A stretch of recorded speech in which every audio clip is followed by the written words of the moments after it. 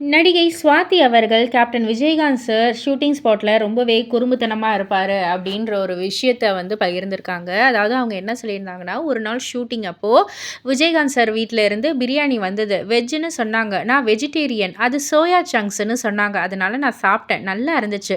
சாப்பிட்டதுக்கு அப்புறம் சொல்றாரு, "நீங்க சாப்பிட்டது நான்வெஜ். அது சிக்கன்" அப்படின்னு வந்து சொன்னாரு. எனக்கு உடனே வாந்தி வர மாதிரி ஆயிடுச்சு. கைய டெட்டால் போட்டு கழுவுறேன். என்னென்னமோ செய்றேன். அங்க இருக்கிறவங்கலாம் என்ன ரொம்பவே கலாய்ச்சாங்க. அதுக்கப்புறம் தான் சார் சொன்னாரு, "அது வெஜ்ஜு தான்" அப்படின்னு வந்து சொன்னாரு. நான் நம்பாம பிரேமலதா மேடம்க்கு ஃபோன் பண்ணி கேட்டேன். "பயப்படாதம்மா, அது வெஜ்ஜு தான். உண்மையாவே அது சோயா சங்க்ஸ் தான்" அப்படின்னு வந்து அவங்க சொன்னாங்க. அவங்க அப்படி சொன்னதுக்கு அப்புறம் தான் எனக்கு ஆறுதலாவே இருந்துச்சு. இந்த மாரி விஜயகாந்த் சார் ஷூட்டிங் ஸ்பாட்ல ரொம்பவே குறும்பா இருப்பாரு அப்படின்ற ஒரு இன்சிடென்ட்ட தான் அவங்க ஷேர் பண்ணி பகிர்ந்திருக்காங்க.